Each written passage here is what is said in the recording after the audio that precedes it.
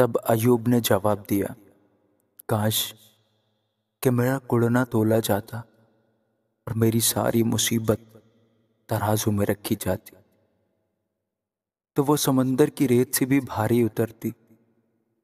اس لیے میری باتیں بے تأملی کی ہیں، کیونکہ قادر مطلق کے تیر میرے اندر لگے ہوئے ہیں۔ میری روح انہی کے زہر کو پی رہی ہے۔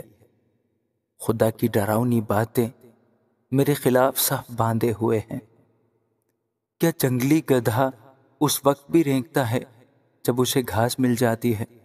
یا کیا بیل چارہ پا کر ڈکرتا ہے؟ کیا پھیکی چیز بے نمک کھائی جا سکتی ہے؟ یا کیا انڈے کی سفیدی میں کوئی مزہ ہے؟ میری روح کو ان کے چھونے سے بھی انکار ہے، وہ میرے لیے مکروہ غذا ہیں۔ کاش کہ میری درخواست منظور ہوتی اور خدا مجھے وہ چیز بخشتا جس کی مجھے آرزو ہے، یعنی خدا کو یہی منظور ہوتا کہ مجھے کچل ڈالیں اور اپنا ہاتھ چلا کر مجھے کاٹ ڈالیں تو مجھے تسلی ہوتی، بلکہ میں اس اٹل درد میں بھی شادمان رہتا، کیونکہ میں نے اس قدوس کی باتوں کا انکار نہیں کیا۔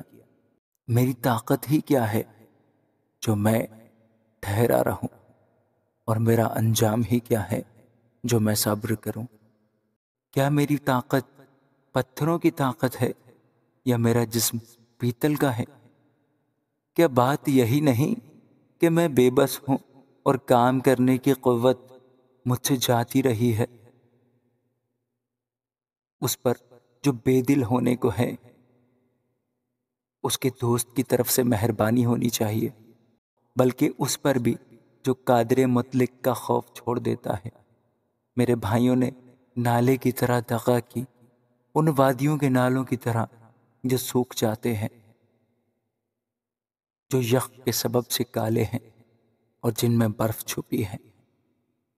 جس وقت وہ گرم ہوتے ہیں تو غائب ہو جاتے ہیں، اور جب گرمی پڑتی ہے تو اپنی جگہ سے اڑ جاتے ہیں۔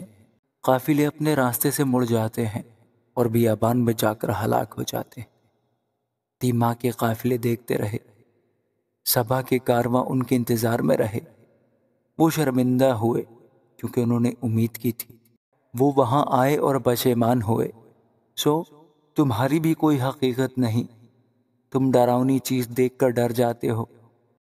کیا میں نے کہا کچھ مجھے دو، یا اپنے مال میں سے میرے لیے رشوت دو، یا مخالف کے ہاتھ سے مجھے بچاؤ، یا ظالموں کے ہاتھ سے مجھے چھڑاؤ؟ مجھے سمجھاؤ اور میں خاموش رہوں گا، اور مجھے سمجھاؤ کہ میں کس بات میں چونکا۔ راستے کی باتیں کیسی مؤثر ہوتی ہیں، پر تمہاری دلیل کس بات کی تردید کرتی ہے؟ کیا تم اس خیال میں ہو کہ لفظوں کی تردید کرو؟ اس لیے کہ مایوس کی باتیں ہوا کی طرح ہوتی ہیں۔ ہاں، تم تو یتیموں پر کرا ڈالنے والے اور اپنے دوست کو سوداگری کا مال بنانے والے ہو۔ اس لیے ذرا میری طرف نگاہ کرو، کیونکہ تمہارے منہ پر میں ہرگز جھوٹ نہ بولوں گا۔ میں تمہاری منت کرتا ہوں، باز آؤ، بے انصافی نہ کرو۔ ہاں، باز آؤ، میں حق پر ہوں۔ کیا میری زبان پر بے انصافی ہے؟ کیا فتنہ انگیزی کی باتوں کے پہچاننے کا مجھے شعور نہیں؟ آمین۔